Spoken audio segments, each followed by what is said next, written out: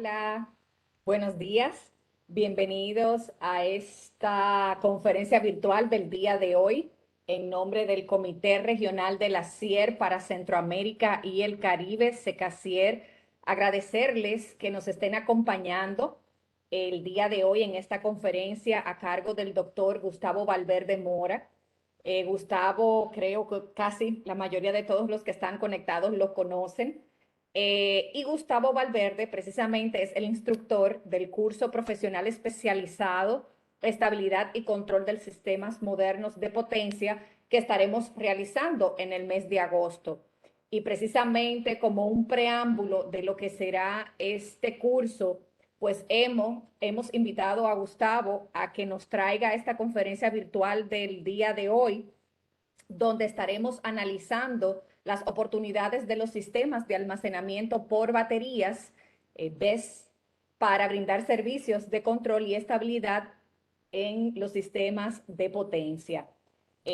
Como les digo, yo sé que la mayoría de los que están aquí conectados conocen a Gustavo, pero para aquellos que no lo conocen, me permito presentarlo. El doctor Gustavo Valverde es profesor catedrático del Departamento de Máquinas Eléctricas y Sistemas de Potencia de la Escuela de Ingeniería Eléctrica de la Universidad de Costa Rica. El doctor Valverde es ingeniero bachiller graduado de la Universidad de Costa Rica. Obtuvo los títulos de maestría y doctorado en sistemas eléctricos de potencia de la Universidad de Manchester, Inglaterra. Trabajó en proyectos postdoctorales en redes inteligentes e integración de generación distribuida en el Instituto Montefiore de la Universidad de Lieja, Bélgica, y en el Instituto Federal Suizo de Tecnología de Zúrich, Suiza. El doctor Valverde es experto en simulación y modelado de redes de transmisión y distribución, estabilidad y control de sistemas de potencia e integración de energía renovable a la red. Es consultor internacional y editor asociado de la IEEE. Darle la bienvenida nuevamente a su casa porque ya esta es prácticamente una plataforma asidua de tener a Gustavo con nosotros. Gustavo, buenos días, bienvenido. Hola, buenos días, Larisa. ¿Cómo estás? Bien, bienvenida a tu casa. Muchísimas gracias. No, para mí siempre va a ser un placer pues, venir y compartir un poco de las experiencias que vamos aprendiendo, ¿no? También, que Así vamos es. teniendo con el paso de los años, pues con cursos y también con consultorías y la misma investigación que se hace en la universidad. Pues Así es. un gusto estar con todos ustedes. También pues aprovecho para agradecerles por sacar este rato. Yo sé que todos tienen agendas muy apretadas, pero siempre vale la pena revisar qué es lo que se está haciendo en otras latitudes, ¿verdad? Así es, Gustavo. Mientras tú vas compartiendo pantalla, recordarle a los participantes que como siempre vamos a tener un tiempo de preguntas y respuestas al final de todo lo que Gustavo nos va a compartir el día de hoy. Igualmente por ahí, si alguno tuviera alguna consulta sobre el curso de estabilidad, vamos a hablar un poquito. Entonces, nada, las preguntas las vamos a poder hacer a través del chat e incluso los motivo a que utilicen la herramienta de levantar la mano que está aquí debajo en los botones de la plataforma para hacer las preguntas al micrófono. Son más rápidas y pueden interactuar un poco más con el experto invitado el día de hoy. Sin más preámbulo, Gustavo, la plataforma es tuya. Sí, bueno, muchísimas gracias. Muy buenos días a todos los presentes. Bueno, vamos a hablar un poco sobre la tecnología de los sistemas de baterías y algunas aplicaciones que se están realizando a nivel internacional, ¿verdad? Y también vamos a hablar un poco de costos, porque posiblemente para algunas personas este tema es el más importante. Bueno, primero, los componentes de los sistemas de baterías son estos en términos generales. Pues entonces se tienen los paquetes de baterías, que ahorita vamos a ver las configuraciones típicas de esos paquetes de baterías. Luego viene entonces el inversor y dependiendo de la configuración que se tenga, entonces se van a tener X cantidad de paquetes de baterías para un inversor, etcétera, ¿verdad? Después está el sistema de manejo de la batería, que entre otras cosas se encarga de monitorear todos los paquetes de batería, revisar de que hay un buen balance entre los estados de carga de todos los paquetes, ¿verdad? No es bueno trabajar con algunas con un estado de carga bajo, mientras otras estén con un estado de carga alto en el mismo paquete de baterías. Entonces, todo esto lo hace el BMS. También las protecciones, revisa que las temperaturas de las baterías pues estén dentro de un rango, pues ni una temperatura muy alta ni una temperatura muy baja. Una temperatura muy alta podría dañar las baterías y una temperatura baja podría quitarle el rendimiento a las baterías. Y pues también sus esquemas de protecciones, ¿verdad?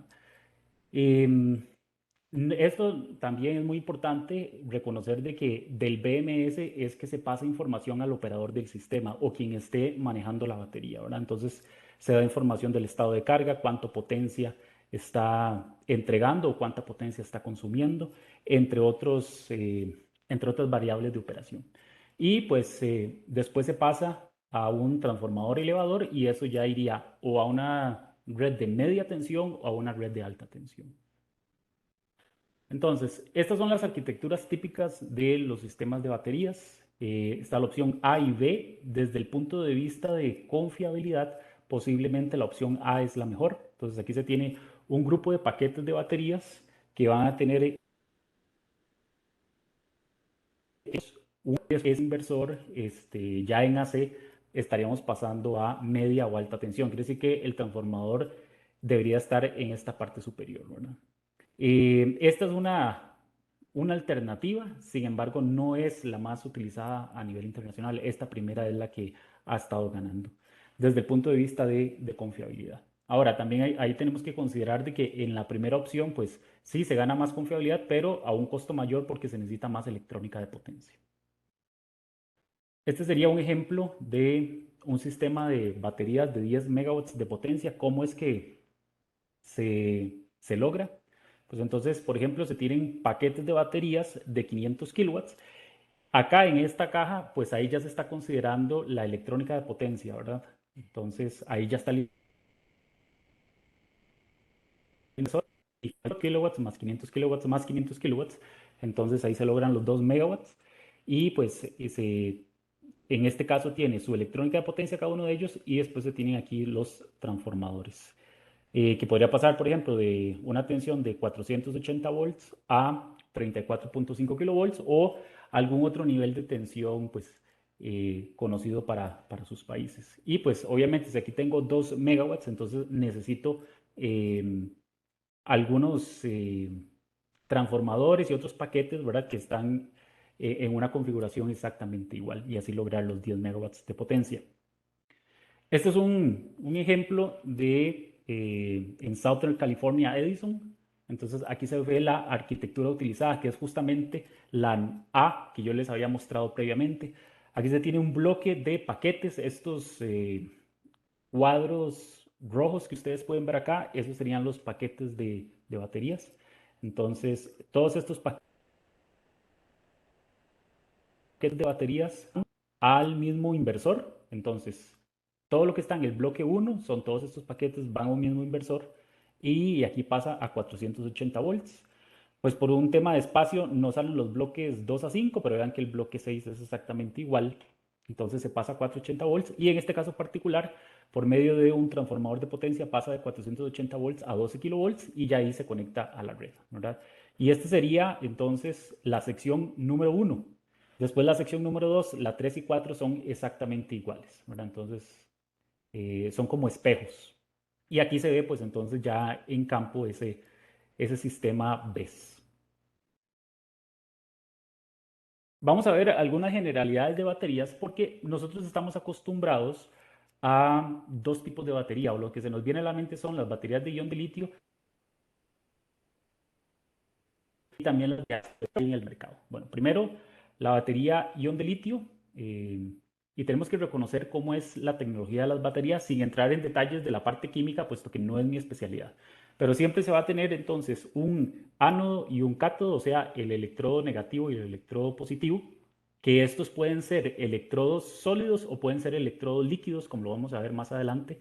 Después está electrolito, que es eh, este material, si me dejan decirlo así, que es el que permite la transferencia de iones durante la carga y descarga. Y después en el centro vamos a tener el separador, ¿verdad? Que es el que nos asegura que el ánodo y el cátodo no están en contacto. En el caso de las baterías de ion de litio, el material del carbono o de grafito, mientras que el material del cátodo es un óxido metálico o un sulfuro. Y justamente es el material del cátodo el que hace diferentes tipos de baterías de ion de litio. O sea, no hay una sola batería de ion de litio, pueden haber 5, 6, 7. Y a partir de ese cátodo es que uno puede llegar a obtener mejor capacidad específica, mejor potencia específica. Cuando digo capacidad específica me refiero a cuántos megawatt hora sobre cuántos megawatts sobre kilogramo, ¿verdad? También la eficiencia, también la seguridad, entre otras cosas. Entonces, hay una familia de baterías de ion de litio, ¿verdad? No es uno solo. Y como les digo, eso dependerá de cuál es el material que se utilice en el cátodo. Está esta otra opción, que serían las baterías de sodio sulfuro o las baterías NAS, NAS, ¿verdad? En este caso, el electrodo es líquido y el electrolito es el electrolito es beta alúmina que se utiliza. Y una de las particularidades que tienen estas baterías es que operan a temperaturas de 300 a 350 grados Celsius. Eso ya es una particularidad de esas baterías. En Japón se están produciendo bastantes de estas baterías y la verdad es que sí son una tecnología competitiva. Tiene una vida útil de unos 15 años cuando opera con 4.500 ciclos. Esto es bastante importante, ¿verdad? Porque a mí me podrían decir, bueno, ¿cuál es la vida útil de la batería? Bueno, depende de qué, del número de ciclos, ¿verdad? Si yo estoy ciclando mucho la batería y me dijeron de que la batería tenía 20 años de vida útil, bueno, hay que revisar en las especificaciones técnicas de esa batería 20 años o ciclos diarios, ¿verdad? Eso es muy importante, porque si yo estoy ciclándolo 8, 10 veces al día, pues obviamente el número de años se van a reducir considerablemente.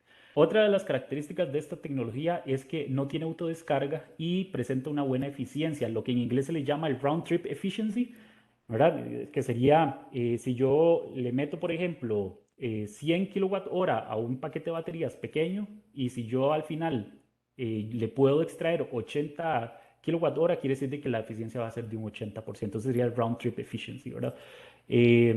Va a haber pérdidas tanto en la carga como durante la descarga y no tiene autodescarga. ¿Qué me refiero con la autodescarga? Es que si la batería yo la dejo completamente cargada, la desconecto, la saco de la red, no hay ningún tipo de consumo, pues esa batería se va a estar descargando, ¿verdad? Pero en el caso de las baterías NAS, que son estas, no tiene autodescarga, lo cual es bastante importante. Y usualmente trabaja con C-rates.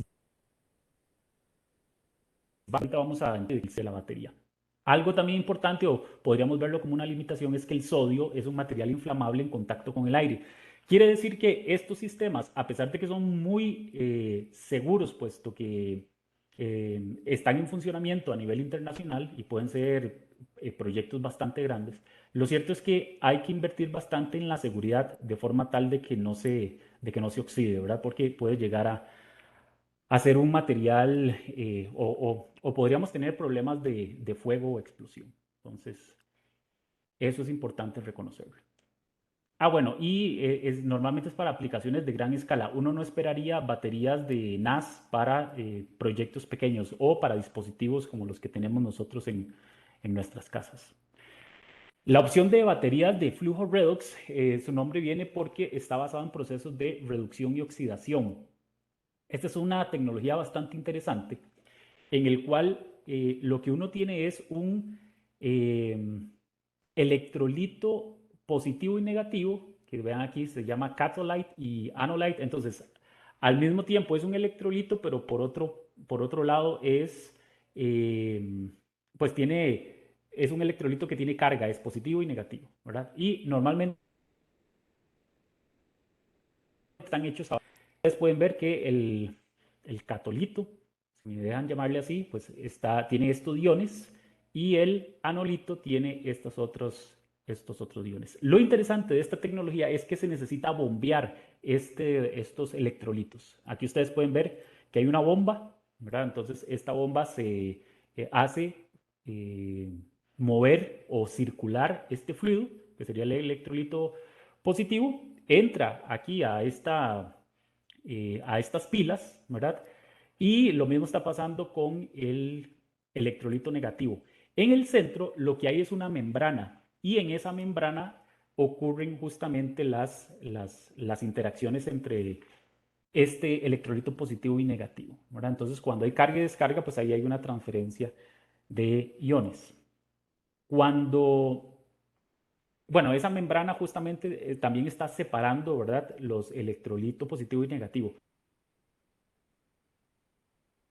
A veces hay un material de electrolito positivo y negativo y eso lo que hace es que reduce o más bien degrada la batería. Entonces, si hay mucha transferencia, entonces la batería se va a ir degradando. Actualmente el costo es mayor que las baterías de ion de litio y normalmente uno no esperaría que se encuentre este tipo de tecnologías para una casa. Entonces sería más como para proyectos grandes. ¿Por qué? Particularmente por la necesidad de que tienen que haber unas bombas que hagan circular estos electrolitos positivo y negativo. Algo muy interesante de estas baterías es que son modulares en el sentido de que yo puedo aumentar la de la batería o se me graba almacenar esta batería si aumento el tamaño de los tanques, los de los electrolitos positivos y negativos, y la potencia de salida, yo la puedo aumentar cambiando el tamaño de las pilas. Y la pila podríamos decir que sería pues el espacio horizontal que ustedes ven acá, desde esta placa roja a esta placa negra. Entonces yo puedo aumentar el tamaño de esas pilas y así voy a poder extraerle más potencia a la batería, mientras que si aumento el tamaño de los tanques puedo tener mayor capacidad de almacenamiento. Algo importante también, y es que los avances en la tecnología y particularmente de las baterías de vanadio, pues ya consideran que es un muy buen competidor contra las baterías de ion de litio. De hecho, se espera que esta sea la tecnología predominante. Otra de las cosas importantes que tiene es que desde el punto de vista de residuos es bastante fácil de desechar, puesto que este electrolito positivo pues no se llegó a mezclar con este electrolito negativo, entonces tiene ciertas ventajas. Estas son las baterías de níquel de cadmio. Usualmente se utilizan para pequeñas aplicaciones, ¿verdad? En equipos electrónicos. Tiene un proceso de fabricación que es más costoso con respecto a sus competidores. Además, el cadmio es un metal que es altamente tóxico y la exposición final es un problema socioambiental. Por estas razones, la aplicación en proyectos de gran escala es bajo comparado a iones de litio. Entonces, aquí ustedes pueden ver el cátodo, el ánodo y el electrolito por acá. Entonces, es posible que no lo veamos tan frecuente para aplicaciones de gran escala como si lo podríamos ver para algunas pequeña escala, más que todo serían equipos electrónicos, dispositivos electrónicos.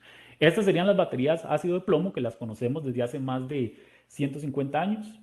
Entonces tiene una placa positiva de dióxido de plomo, la negativa es de plomo y el electrolito es de ácido sulfúrico y agua, ¿verdad? Entonces aquí ustedes pueden ver que este sería para una batería de 12 volts, ¿verdad? ¿Y cómo se logra? Entonces, con el electrodo positivo y negativo, y aquí, bueno, la parte amarilla que ustedes ven acá, ese es el separador, ¿verdad? Entonces se pueden obtener 2.1 volts y pues necesito entonces las placas que ustedes ven acá para lograr los famosos 12 volts de las baterías de ácido de plomo. ¿Cuál es la desventaja? O bueno, ¿cuál es la ventaja de este? El costo, su costo es bajo, también es seguro y es confiable para aplicaciones de varios megawatts. La desventaja es su rápida degradación comparado con las otras tecnologías. Y pues aquí viene un resumen de estas baterías que acabamos de ver. Entonces, las baterías de ion de litio tienen una capacidad específica que es alta. Entonces, aquí nos dice cuántos kilowatt horas sobre kilogramo. Pues entre más es mejor, ¿verdad? Porque yo puedo matar X cantidad de masa, ¿verdad? Y a fin de cuentas eso va a estar relacionado también con espacio. Esta es la eficiencia, la round trip efficiency, que yo le llamo eficiencia de carga y descarga. Yo puedo tener baterías de ion de litio que puede llegar a un 95%, pero recordemos de que dependiendo del material que se utilice en el cátodo, pues entonces va a tener diferentes características.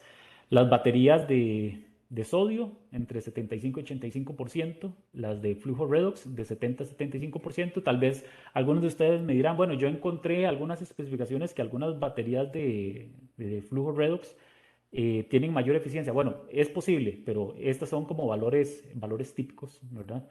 Las baterías de ácido de plomo entre un 60 y un 70%. Ahora, la vida promedio en años, las de ion de litio pueden dar entre 10 y 15 años. Vamos a ver, aquí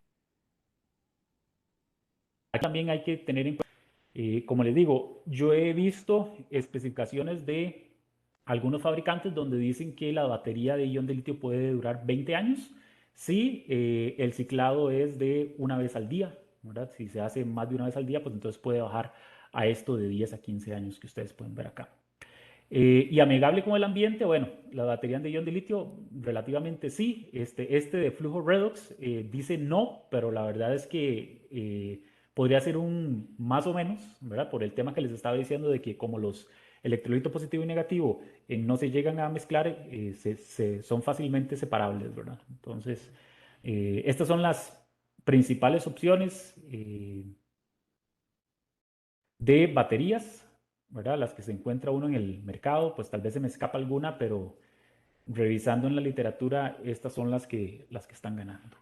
Ok, vamos a ver el tema de la operación de las baterías. Algo muy importante es el estado de carga y también,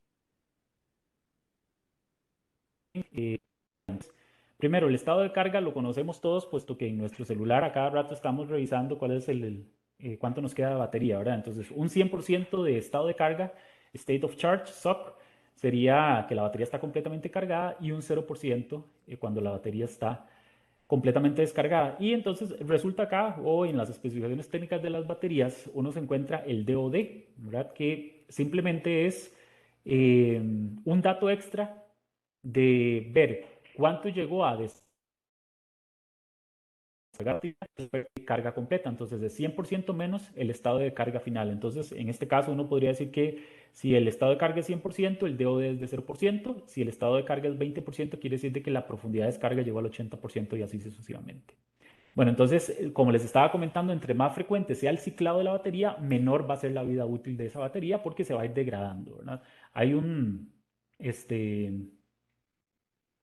un, un parámetro, podríamos decirle, que se llama el estado de salud de la batería, que me dice cuál es el nivel de degradación, ¿verdad? Entonces, si el estado de salud es de un 75%, quiere decir de que la capacidad de la batería pasó de un 100% en el momento en que me la entregaron a solo un 75%. Entonces, lo que está en placa ya no es tan cierto, ¿verdad?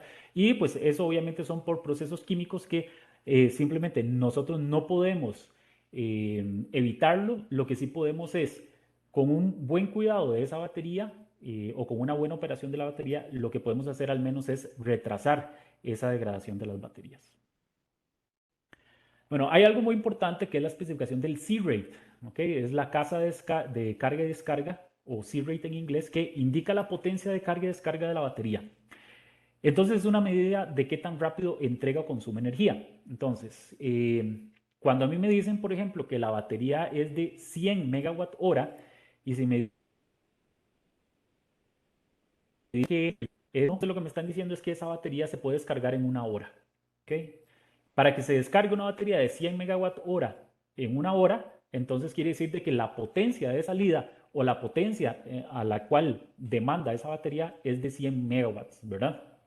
Si a mí me dicen que el C-rate es de 0.5, quiere decir de que se descarga en 2 horas. Si el C-rate es de 0.2, se descarga en 5 horas. ¿Okay? Claro, cuando el C-rate es más bajo, quiere decir de que la potencia de salida o la potencia a la cual demanda esa batería es menor, ¿verdad? Y cuando yo tengo un C-rate que es mayor a 1, entonces quiere decir que la potencia es mucho más alta. Entonces vean en este caso, un C-rate de 2.0 quiere decir de que 30 minutos. Con el ejemplo que teníamos antes, que decíamos que era una batería de 100 megawatt hora, entonces si tiene un C-rate de 2, quiere decir de que la potencia de salida de la batería es de 200 megawatts. Claro, porque si yo a mi batería, que está completamente cargada, es de 100 megawatt hora, y yo descargo a 200 megawatts, quiere decir que en 30 minutos esa batería va a estar descargada, ¿verdad? Y aquí hay un ejemplo. Un sistema de baterías de 300 megawatt hora que entrega 75 megawatts a la red está operando con un C-rate de 0.25.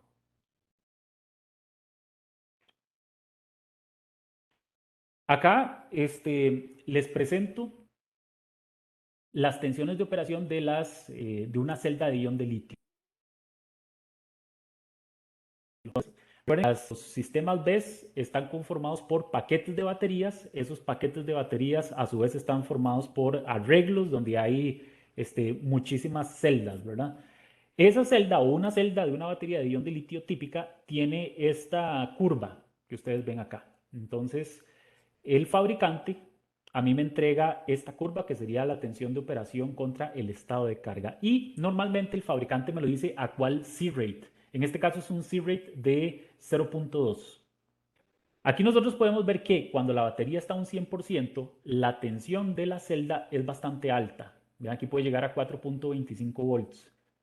Cuando está entre 95% el estado de carga de la batería y aproximadamente 15%, pues entonces la tensión de la batería va a estar cercana a los 3.5 volts. Si yo descargo la batería más de ese 15 o ese 10%, entonces entro a esta operación, la cual es muy peligrosa. De hecho, este se llama la tensión de cutoff, que es aproximadamente en este codo. Lo que dice es que si yo opero a la batería de ion de litio por esta zona, quiere decir que está la batería muy descargada, pues entonces yo puedo llegar a dañar a la batería. O sea, yo puedo alterar los procesos químicos dentro de la batería de forma tal de que esta batería no necesariamente se va a volver a cargar. O sea, aquí yo tengo un alto riesgo de perder las baterías. No se recomienda tener baterías operando por debajo de un 10%. Preferiblemente teniendo un margen de seguridad, podría ser un 15%. ¿Okay? Entonces, acá puedo tener tensiones muy altas y acá tensiones muy bajas y esto es bastante peligroso.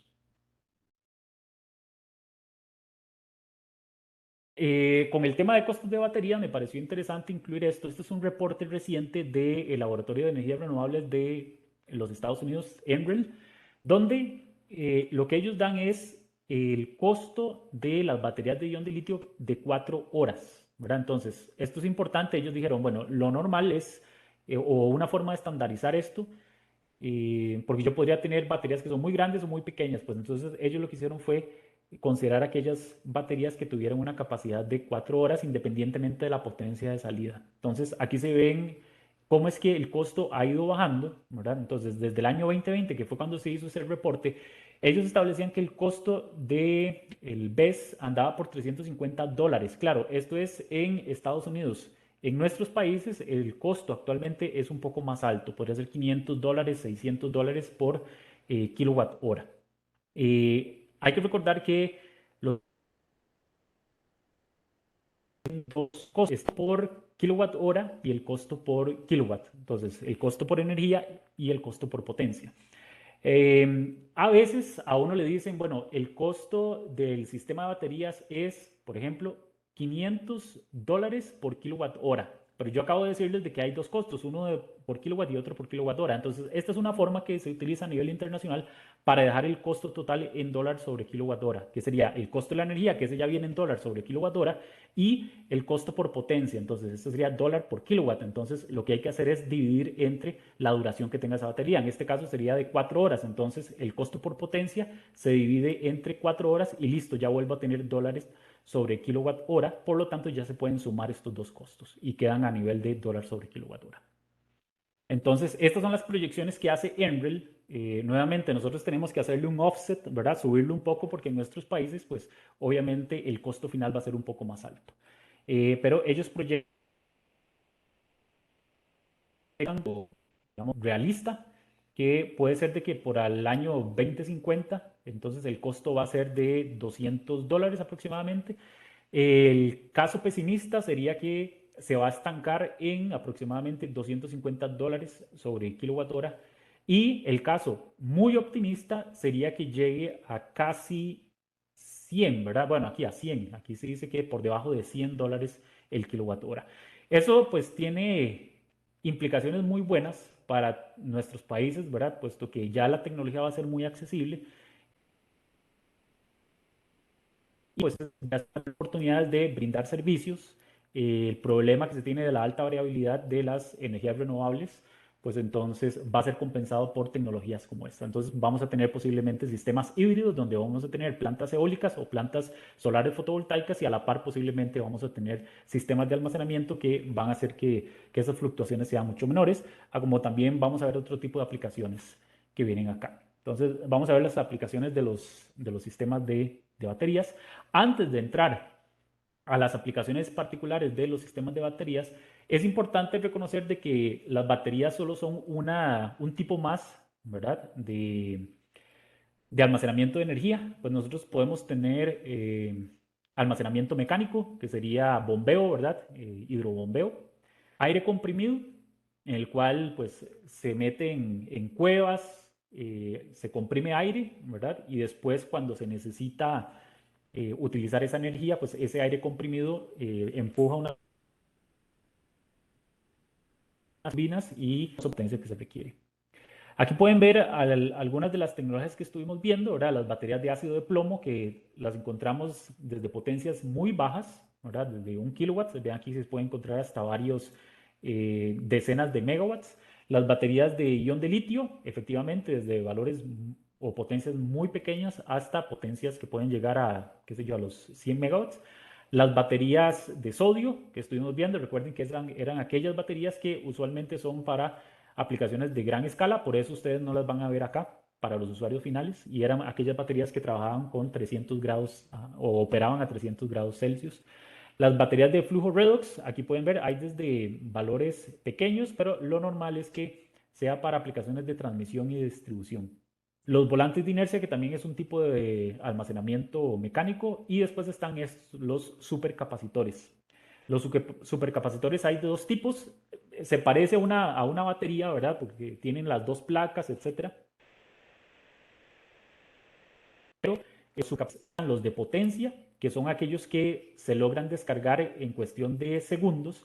Y si uno hace un híbrido o supercapacitores híbridos, eh, entonces puedo tener supercapacitores que se llaman de energía, en el cual ellos se pueden descargar en horas. Entonces, esto que ustedes ven acá en el eje Y sería el tiempo de descarga. Entonces, esto normalmente está en el orden de segundos. Aquí están los supercapacitores de potencia.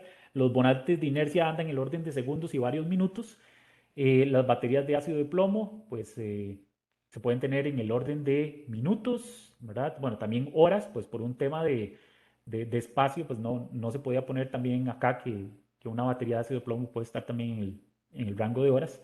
Y pues ya los sistemas de almacenamiento de muy gran escala, ¿verdad? Entonces ellos se pueden descargar en días, ¿verdad? Que sería bombeo y aire comprimido. Bueno, entonces los servicios de las baterías para el sistema de potencia. Es muy importante reconocer que hay una ventaja de las baterías, que sería el control de potencia activa y reactiva de manera independiente. Entonces, si nosotros lo vemos desde el punto de vista de generación, entonces ahí tenemos nuestras energías renovables, generadores eólicos, sistemas fotovoltaicos y los sistemas de batería, pues ellos nos pueden dar potencia, ¿verdad? Aquí se entrega de potencia en la zona de generación y puede entregar potencia y al mismo tiempo puede estar consumiendo reactivo. Eso me lo permiten estos dos. Sin embargo, en el tercer y cuarto cuadrante, que sería de la demanda, aquí solo tenemos las baterías, ¿verdad? Porque los sistemas fotovoltaicos y los generadores eólicos pues no pueden consumir potencia, pero eso sí lo pueden hacer las baterías. Entonces, podemos tener la opción en la cual la batería está cargándose mientras que está inyectando potencia reactiva, a como también puede estar cargándose la batería y también consumiendo potencia reactiva. Entonces, aquí hablamos de la operación de los cuatro cuadrantes que tienen los sistemas de batería y eso se logra gracias a la electrónica de potencia que tienen. Hay algunas aplicaciones en generación y transmisión. Bueno, recordemos que todos los días en el sistema de potencia lo que estamos tratando de lograr es el balance de carga-generación, ¿verdad? Entonces, esto le llamamos pues la regulación. Cuando uno se mete ahí y se acerca, pues ahí uno ve que hay pequeñas variaciones de la demanda y esas pequeñas variaciones de la demanda, pues los sistemas de control automático se tienen que hacer cargo de eso, ¿verdad? Después está el problema de seguimiento, en el cual las plantas se tienen que ir despachando de forma tal que siempre pueden seguir los cambios pequeños de la demanda, como también pueden cambios sobre todo cuando pasó el pico de demanda, entonces usualmente hay una caída rápida de esa demanda, como también pueden haber acontecimientos muy importantes, ¿verdad? Qué sé yo, la final del Mundial de Fútbol o un partido eliminatorio muy importante para alguno de nuestros países, entonces ahí se puede ver siempre que sube la demanda rápidamente y después baja rápidamente. Entonces todo eso el operador del sistema se tiene que encargar con los recursos disponibles, con los sistemas de generación, pero los sistemas de baterías pueden ayudar a esta operación. Entonces, definitivamente la regulación de frecuencia, que ahorita la vamos a ver con más detalle en otra diapositiva, seguimiento de carga, rampas de carga y provisión de capacidad de pico. Efectivamente, cuando tenemos un pico muy importante acá, pues entonces los sistemas de batería podrían estar inyectando en ese momento, ¿verdad? ¿Qué es lo que podemos estar viendo acá?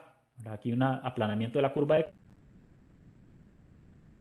carga. O también lo que se intenta acá es que si hay una baja demanda en horas de la madrugada, entonces esas baterías se pueden estar cargando a esas horas, ¿verdad? Entonces la demanda es muy baja, lo que hacemos es que le subimos un poco la demanda y cuando la demanda es muy alta, entonces esas baterías inyectan y por lo tanto la curva total que podríamos ver desde el parque de generación, si nosotros somos el parque de generación y vemos a la carga, lo que estamos viendo es un aplanamiento.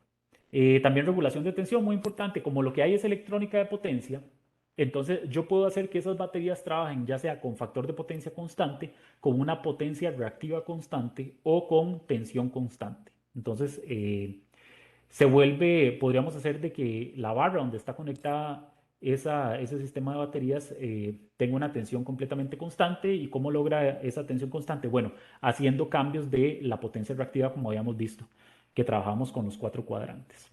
Okay, con el tema de regulación de frecuencia, entonces recuerden que tenemos respuesta de regulación primaria, que es justamente después de que ocurre el evento. En este caso tenemos una caída en la frecuencia, entonces lo que tenemos es más demanda que generación. Podríamos decir entonces que fue la salida de un generador, ¿verdad? Entonces hay un desbalance, tenemos más demanda que generación, la frecuencia se va a caer. Entonces, pues aquí está la respuesta inercial de todos los generadores, ¿verdad? Y a partir de este momento, nosotros vemos a los gobernadores de los generadores que van a estar operando, ¿verdad? Entonces, se llega a un valor mínimo de frecuencia que le llamamos el valor de nadir de frecuencia. En este caso llegó a 59,9 aproximadamente. Y pues entonces aquí ya tenemos a los gobernadores que están operando. Entonces se recupera la frecuencia hasta un valor que podría ser este que ustedes ven acá, ¿verdad? Recordemos que el control de frecuencia primario no es un control perfecto en el sentido de que lo que se tiene es un control por estatismo. Entonces la frecuencia no va a llegar a los 60 Hz. Entonces quien tiene que arreglar ese problema es el AGC, ¿verdad? Que es un sistema de control centralizado que envía cambios a los generadores de forma tal de que se recupere los 60 Hz. Entonces aquí vienen cómo entonces las baterías pueden llegar a brindar este tipo de servicios. Entonces cuando ocurre la perturbación ellos pueden inyectar rápidamente potencia, ¿verdad? Y después de que ya pues, brindaron ese servicio, inyectaron rápidamente, pues entonces pueden ir bajando en el caso de que lo que estén dando sea un servicio de regulación primaria. En el caso de regulación secundaria, aquí lo pueden ver, entonces sería que pasaron los primeros, por ejemplo, 30 segundos, ya los generadores que tenían que encargarse de la regulación primaria, pues operaron, entonces aquí entra en regulación secundaria y podría estar la tercera opción que sería regulación terciaria, ¿verdad? Entonces ya pasó regulación primaria y secundaria, entonces aquí está regulación terciaria y podría dar este servicio. Claro, el de regulación secundaria y terciaria pues dependerá también de la capacidad que tenga la batería de almacenamiento, ¿verdad? Cuánta energía tiene ahí disponible para brindar este servicio. Otra de las cosas importantes es el write-through y regulación de tensión. Vamos a ver, antes a los generadores renovables se les decía, cuando hay un problema en el sistema de potencia, o sea, la tensión está muy baja, la frecuencia está muy baja, se pueden desconectar rápidamente. Pero eso llegó a ser un problema muy importante, ¿verdad? Porque si había alguna perturbación en el sistema y tras de eso los generadores renovables se desconectaban, pues entonces el problema iba a ser mucho más grave. Entonces ahí fue donde salió el write-through, que prácticamente define una obligación que deben de tener los generadores renovables y también los sistemas de almacenamiento de mantenerse conectados durante perturbaciones. Entonces aquí se ve, por ejemplo, en Alemania, ese sería el voltage write-through, que sería más bien el low voltage write-through, que sería cuando las tensiones están bajas. Entonces aquí se ve que en Alemania para los generadores tipo 1, que prácticamente serían los generadores convencionales, pues entonces se les dice que cuando la tensión cae, ¿verdad? Y si esa tensión no sube durante este espacio de tiempo, pues entonces esos generadores se pueden desconectar. Sin embargo, vean que para los tipo 2, que serían los de tipo energía renovable y también los de almacenamiento, vean que se les pide mucho más. Entonces la obligación de para generadores renovables es mucho mayor, ¿verdad? La obligación que para los generadores convencionales. Y eso también se ve en Dinamarca y en China. Bueno, ¿qué es lo importante de esto? Bueno, que cuando las tensiones están muy bajas, entonces estos generadores y estos sistemas de almacenamiento tienen que permanecer conectados para brindar soporte de tensión a la red. Y en varios países como Dinamarca y Alemania, se solicita que cuando la tensión de operación sea debajo a 0,90, pues entonces con la electrónica potencia que tienen los generadores renovables y los sistemas de almacenamiento, ellos tienen que inyectar rápidamente potencia reactiva. Entonces la tensión se cae y ellos tienen que inyectar rápido potencia reactiva que puede llegar a ser de un 100%, como ustedes ven acá. Esto se le llama el VDIP, ¿verdad? El VDIP. Y pues uno se lo define al control de la electrónica de potencia. Si la tensión está por debajo de 0,90, entonces utilice un control tipo DRUP. Vean que esto es lineal, entonces a menor tensión, entonces más potencia reactiva tiene que inyectar. Entonces, iniciar la inyección del reactivo y con qué razón, ¿verdad? ¿Con qué rate? Eso sería una constante que uno utiliza en un control proporcional.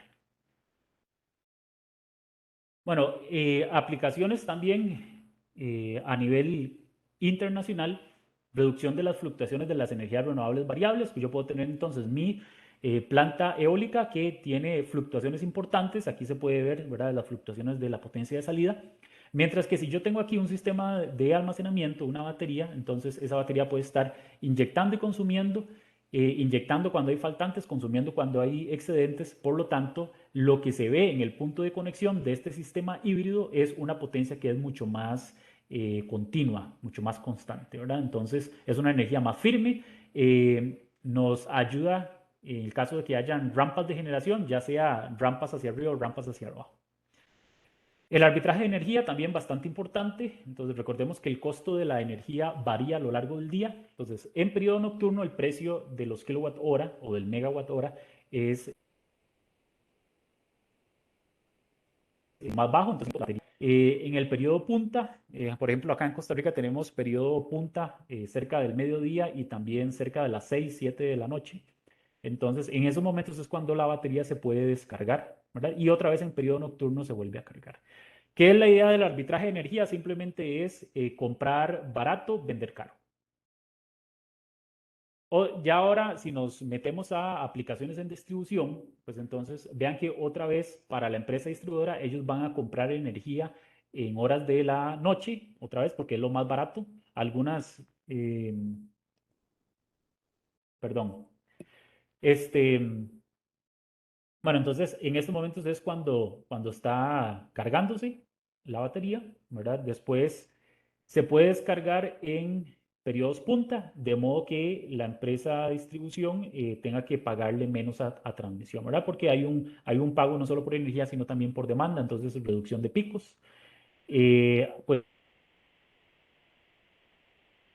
hay que tomar en esas baterías, cuántas baterías se van a instalar, en cuáles circuitos, ¿verdad?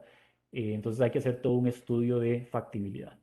¿Qué se logra entonces para distribución? Aplanamiento de la curva, recorte de picos, arbitraje de energía también, combinación con generación distribuida para maximizar su uso. Entonces, aquellas empresas que tengan altos niveles de generación distribuida propia, ¿verdad? Si ellos no quieren que los excedentes de su generación distribuida vayan a la red de transmisión, entonces eso podría ir a una batería, entonces se maximiza la generación propia.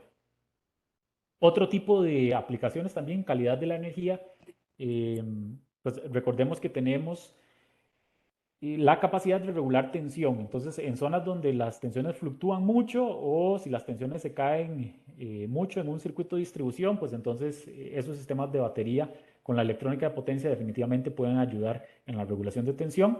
También microredes y respaldos. Entonces, si hay una zona de difícil acceso o hay una zona donde frecuentemente el servicio se va, pues entonces se podría estar trabajando con microred, ¿verdad? O respaldos, entonces una empresa de distribución podría ofrecerle el servicio a clientes muy particulares, a clientes muy importantes, podría poner una microred, bueno, podría poner una batería, brindar servicios que son de interés para la empresa eléctrica, pero cuando haya algún tipo de apagón, entonces estos clientes estrella y que se matricularon, que pagaron por el servicio de respaldo, pues entonces van a ser los más.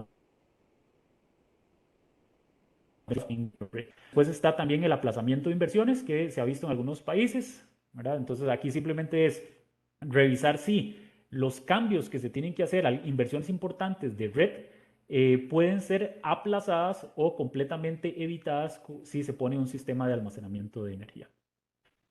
Ok, vamos a ver aquí algunas experiencias internacionales.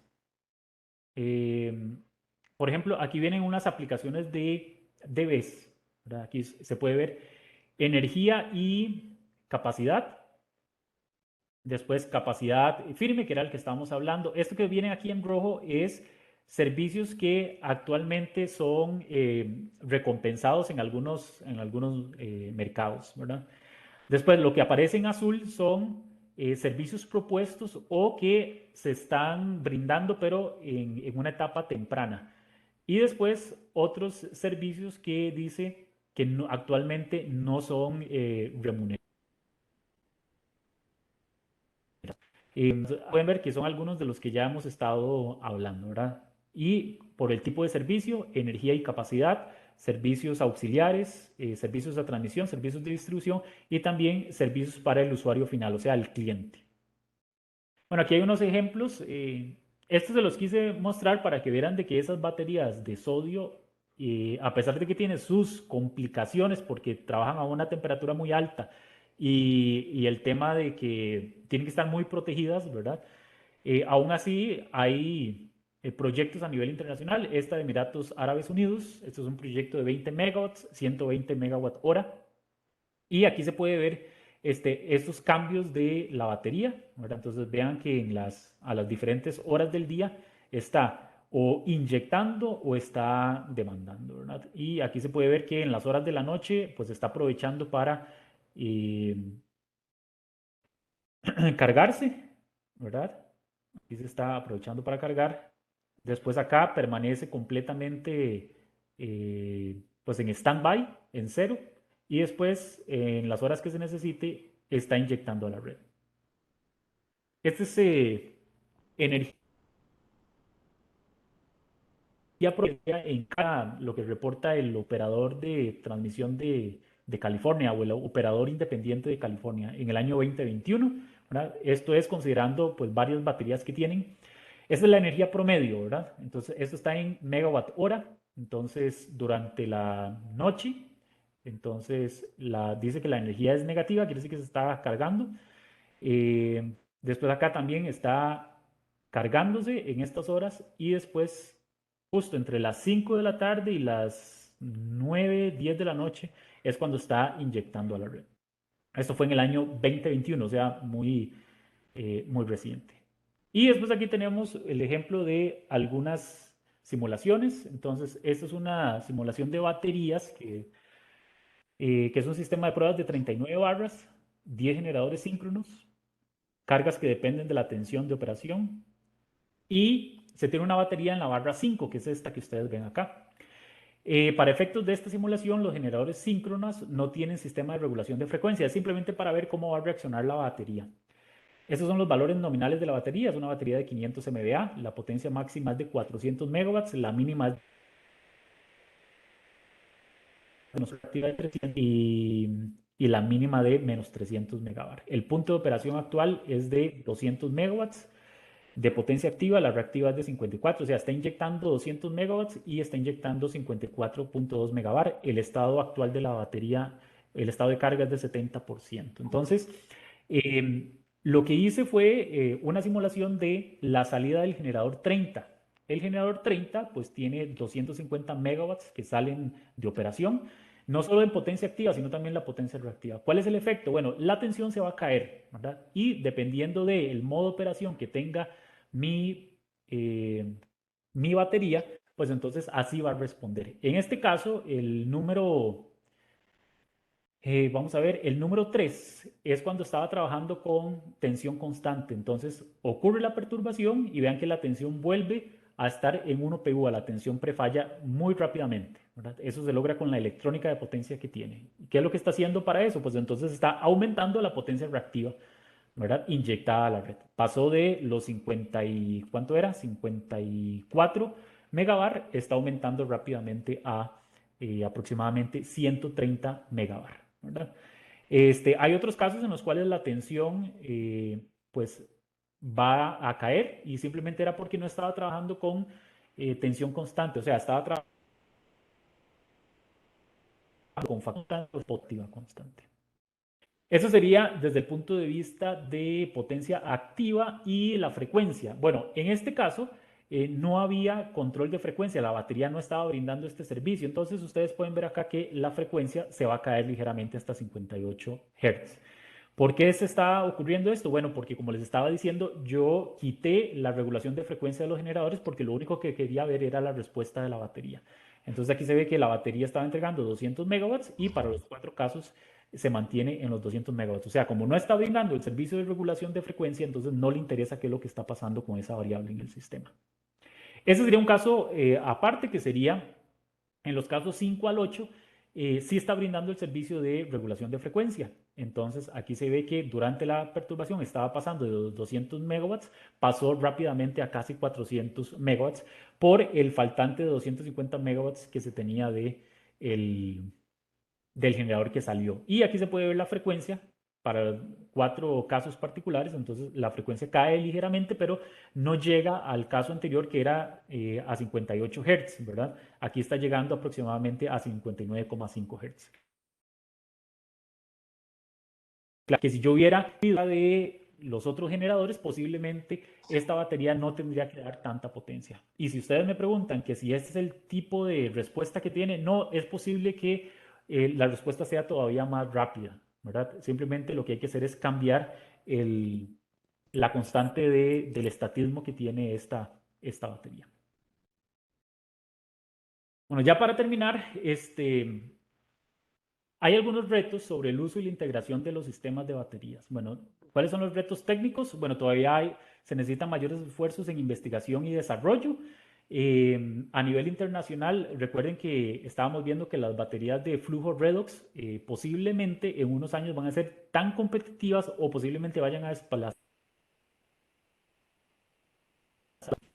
Hacer estudios de costo-efectividad de su uso en nuestras redes. Pues hay que ver cuál es el entorno, cuál es el contexto de nuestros países para ver si los servicios que van a brindar estas baterías van a ser remuneradas de forma tal de que el costo sí pueda ser recuperado en cierto tiempo. También se tienen que hacer proyectos piloto para entender y aprovechar los beneficios y servicios de estas tecnologías. Los proyectos piloto normalmente son proyectos pequeños, son manejables, ¿verdad? Y no necesariamente el proyecto tiene que ser rentable. Eso es lo importante de los proyectos piloto, es para entender la tecnología y revisar bajo qué condiciones eventualmente sí podría ser rentable uno de estos proyectos. Hay retos regulatorios y de política energética. Se tienen que crear nuevas políticas de integración y mecanismos de mercado para facilitar la inversión privada en este tipo de tecnologías, ¿verdad? También tienen que haber mecanismos que no, o más bien no mecanismos, se tiene que buscar formas de que la regulación o leyes no dan entrada a estas tecnologías. Sabemos de que la tecnología va mucho más rápido que los cambios en leyes y también los cambios en normativa regulatoria. Y pues también hay retos económicos y comerciales. El costo de la tecnología todavía es alto para nuestros países y la vida útil de las baterías es corto. Entonces, ¿cómo todavía nosotros podemos justificar una alta inversión si el proyecto puede ser de nada más unos 10, unos 15 años? Recordemos que dependerá de qué tanto uso le estamos dando nosotros a las baterías. Todavía también faltan definir nuevos servicios que van a brindar en nuestros países y su impacto en la evaluación financiera del proyecto. A nivel internacional se sabe que entre más servicios brinde la batería, pues entonces más rentable resulta. Si la batería solo va a brindar un solo servicio, pues es posible de que no dé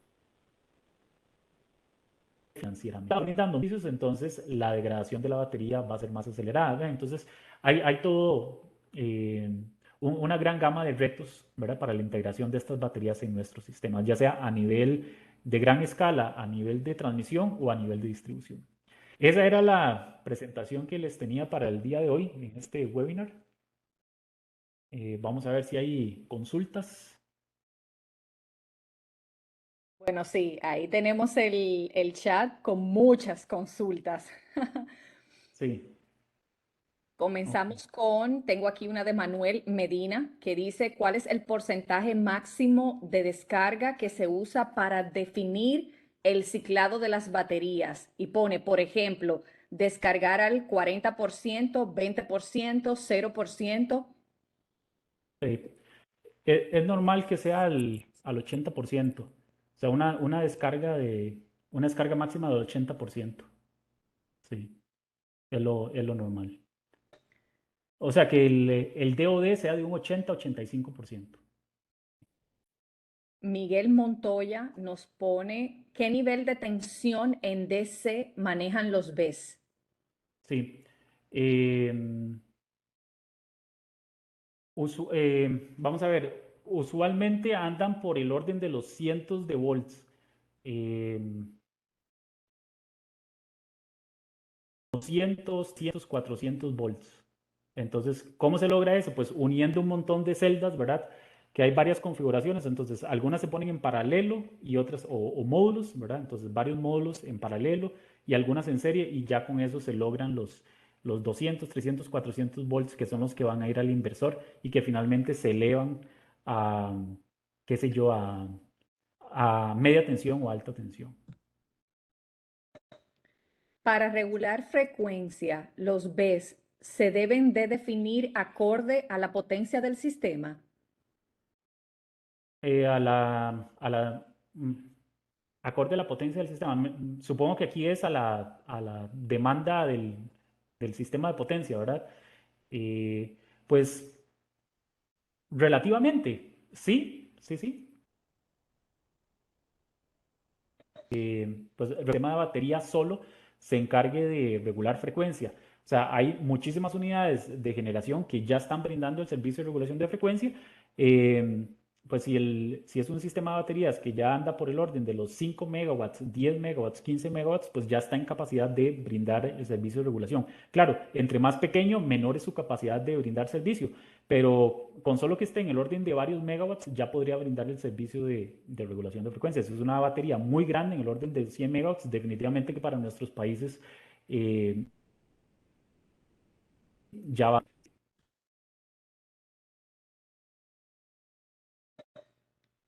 ¿Qué tan común es la gestión de la calidad de energía con baterías? Hasta Sí, hace unos 4 años no se consideraba tanto esta aplicación complementaria a otros usos como el arbitraje. claro, definitivamente arbitraje y reducción de picos son los servicios que están más a la mano, ¿verdad? Yo podría decirte que es un servicio, eh, podríamos decirlo, complementario en el sentido de que no va a ser el principal servicio, pero si se tiene la electrónica de potencia ahí, ¿por qué no utilizarla, verdad? Para regular tensión. Entonces, aquí se puede ver que dice que son servicios que actualmente son, bueno, aquí dice valuados, pero sería pues, recompensados, ¿verdad? En algunos mercados. Entonces, ya se hace a nivel internacional. Yo no puedo decir de que ese va a ser su principal servicio, pero lo veo como que si está brindando otros servicios y que es más que todo desde el punto de vista de potencia activa. Pero si ahí está la electrónica de potencia para inyectar o consumir potencia reactiva, ¿por qué no utilizarlo si le puede servir entonces a la red, ¿verdad?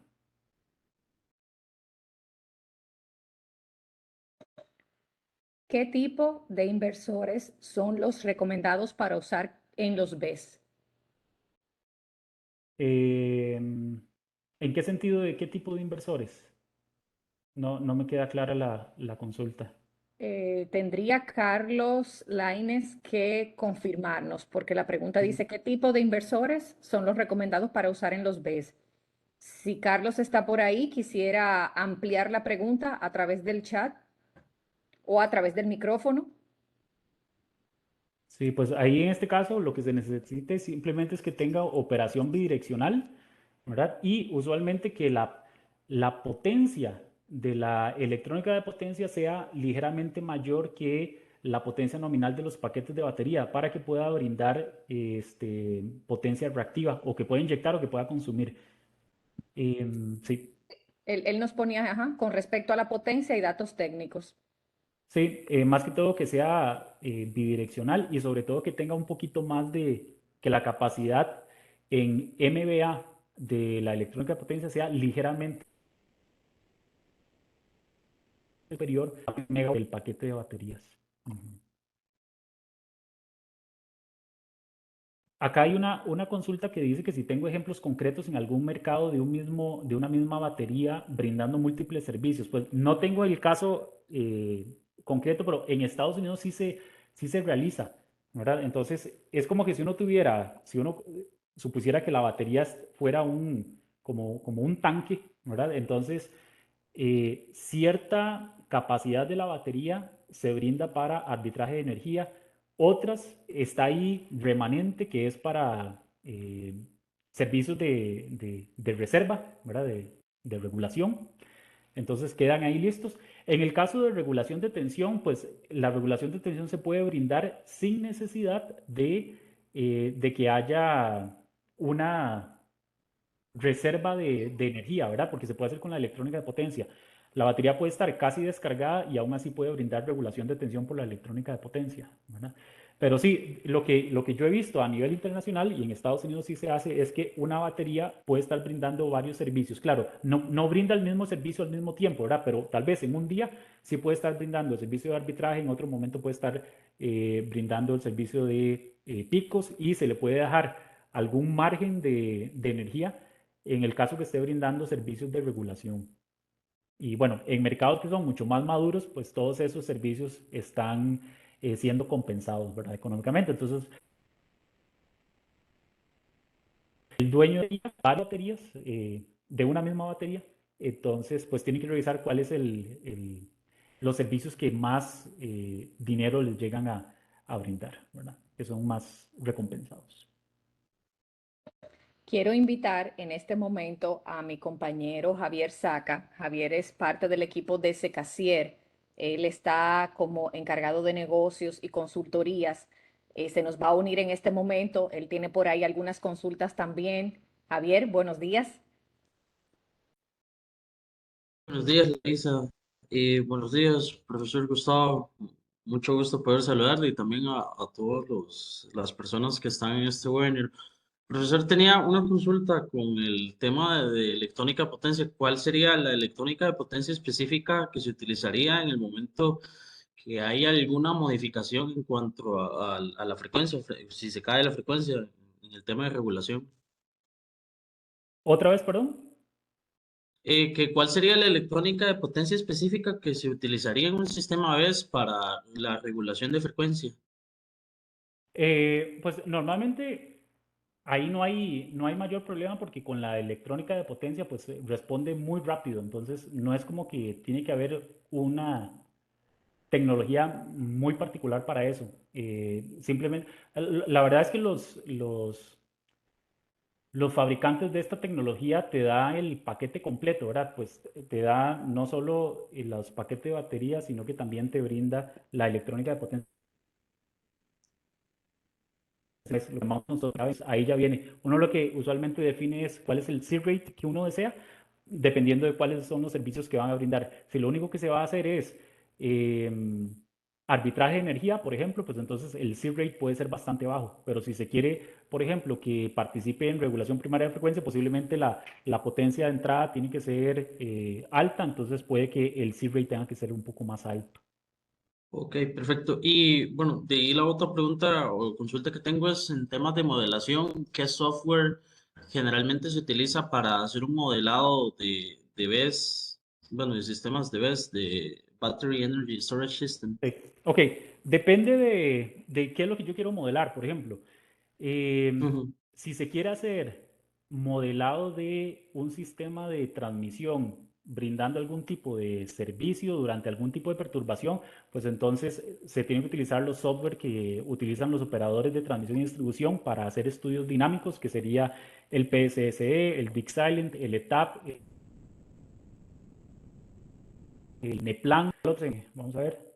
Esos son los que ahorita se me vienen. Espero que no se me vaya alguno importante, pero usualmente son esos. Si lo que uno quiere es ver cómo se va a comportar la batería en el paso de los años, cómo se va a degradar esa batería, brindando algún tipo de servicios, y si ustedes incluyen curvas de demanda, ya sea para transmisión, distribución o de usuarios finales, mi recomendación es utilizar el software SAM que es, eh, vamos a ver, bueno, es SAM, es que se me va el nombre de qué es lo que significa, pero es de Enrel. Entonces, aquí voy a ponerlo SAM de Enrel. Es gratuito, creo que ahí se los puse en el chat, Sí, ¿verdad? sí, sí. Ujú. Y también lo bonito es que le puede hacer le sirve a uno para hacer análisis financieros, ¿verdad? Entonces uno incluye cuáles son los costos que tiene, bueno, el costo de la inversión inicial, los costos de operación y mantenimiento, los costos el precio de la energía que uno está cargando la batería, también la venta de esa energía, entonces se pueden hacer análisis financieros. Entonces les recomiendo la herramienta SAM de Enrel, particularmente porque es muy robusta, nosotros la hemos utilizado y es gratuita.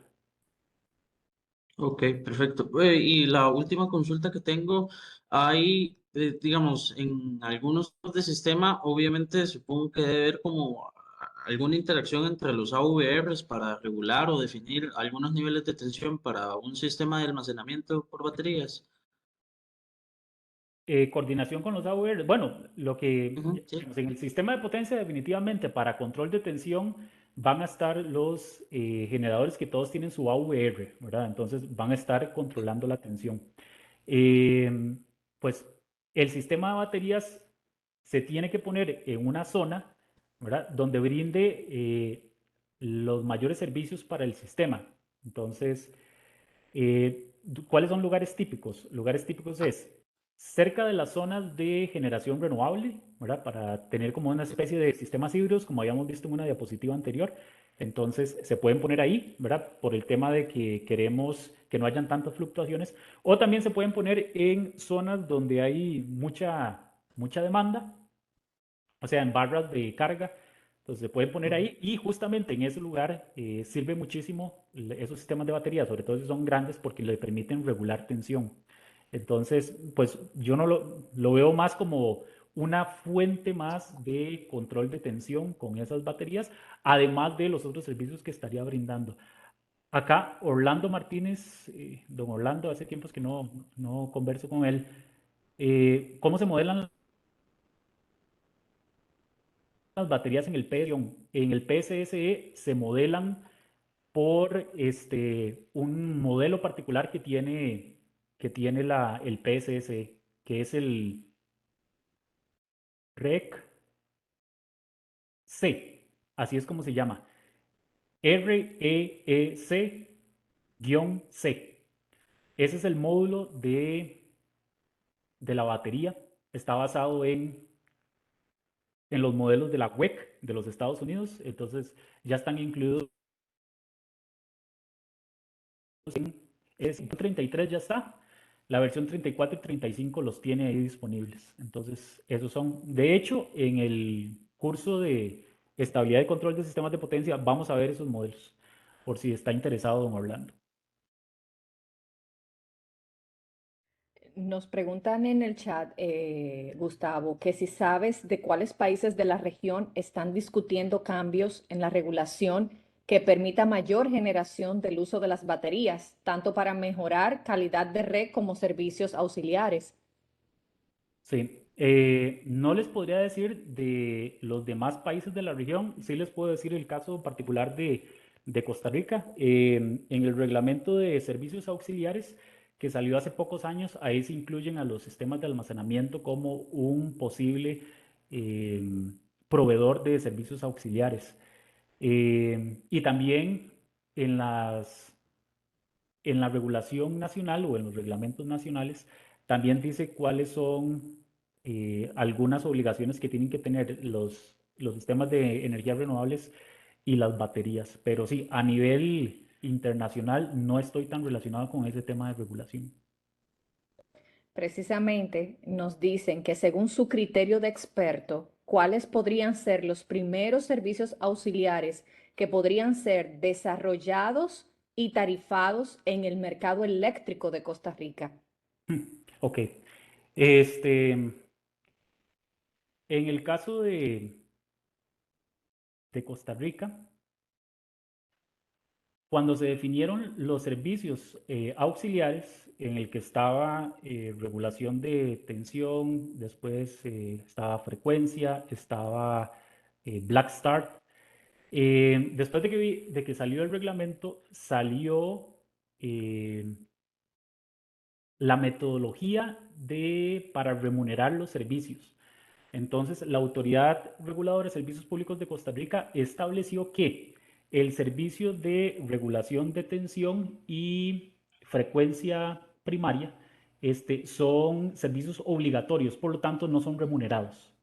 Y después el caso de Black Start, que podría ser también una de las aplicaciones de las baterías, en el caso de Costa Rica, al menos el operador del sistema dijo que en estos momentos no tiene esa necesidad de que algún externo brinde ese servicio. Entonces, definitivamente los servicios auxiliares, los más importantes que podría estar brindando son regulación de tensión y frecuencia, como esto que habíamos visto acá, esto, ¿verdad? Regulación de frecuencia, ya sea para primaria, secundaria o terciaria. Eh, en el caso de Costa Rica, la regulación primaria no estaría siendo remunerada porque se considera que es obligatorio, pero sí la regulación secundaria y terciaria, ahí sí. Entonces, si hay reservas para regulación secundaria y terciaria, en la metodología se está considerando que los sistemas de almacenamiento sí pueden brindar ese servicio. Lo que yo sí creo es que todavía se tiene que hacer una actualización fórmulas porque está muy pensado todavía o las fórmulas están muy pensadas para generadores. Entonces me parece que se tiene que actualizar todavía considerando de que van a haber sistemas de almacenamiento, a pesar de que el reglamento de servicios auxiliares indica que los sistemas de almacenamiento sí pueden brindar este servicio. Nos preguntan que qué tan avanzado está el almacenamiento de energía por sales fundidas. No, ese no lo he estudiado ni tampoco lo he trabajado, entonces no lo desconozco. Sí. Manuel Medina está levantando la mano, al parecer quiere Yo interactuar supongo, perdón, al micrófono, Manuel. Ajá. sí. Ay, no, lo que te quería decir, supongo que de sales fundidas sería almacenamiento térmico, ¿verdad? No sé quién habló de, no sé quién hizo esa consulta. Buenos días. Hola, buenos días. Sí, gracias. Solo querría compartir una experiencia. Alguien por ahí preguntaba que en la región en donde se está discutiendo la posibilidad de permitir la participación del almacenamiento de energía. Querría compartirles que en Guatemala actualmente estamos analizando eh, la posibilidad no la posibilidad, sino las modalidades en las que el almacenamiento pudiera participar. Concretamente, vemos como muy probable para brindar regulación primaria de frecuencia, pero asociado a una central.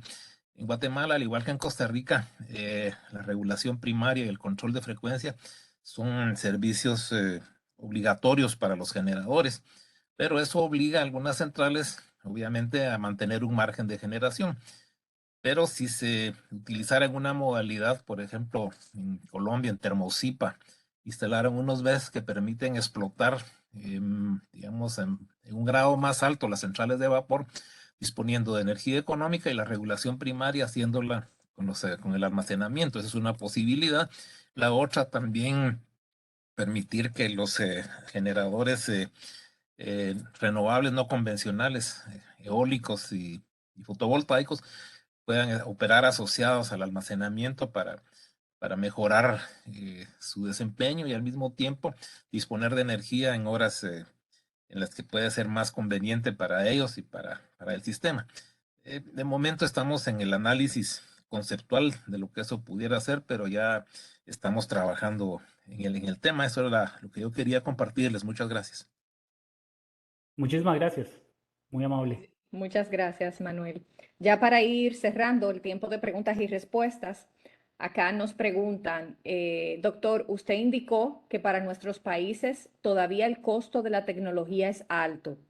Quería preguntarle cuál es el rango de brecha en precio que usted encuentra en sus análisis entre los precios de acceso de otros países y entre el valor de la tecnología que hace el resultado del análisis financiero atractivo para la utility.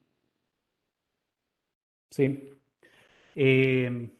No estamos lejos de eso, pero también mucho tiene que ver cuál es la remuneración que va a tener esa batería, ¿verdad? Yo lo hice pues con el costarricense, ¿verdad? Nos está dando que posiblemente faltan unos $100 por kilowatt hora. Si se baja unos $100 por kilowatt hora, parece que ya va a ser bastante justificable económicamente la instalación de esas baterías. Puede que en otros países, ¿verdad? El contexto sea diferente y algunos servicios puedan estar mejor remunerados. Entonces puede que ya en estos momentos a estos países de Latinoamérica ya sea completamente rentable y se pague en un corto plazo, ¿verdad? Aquí la intención sería que la inversión de ese sistema de baterías se pague antes de su vida útil, ¿verdad?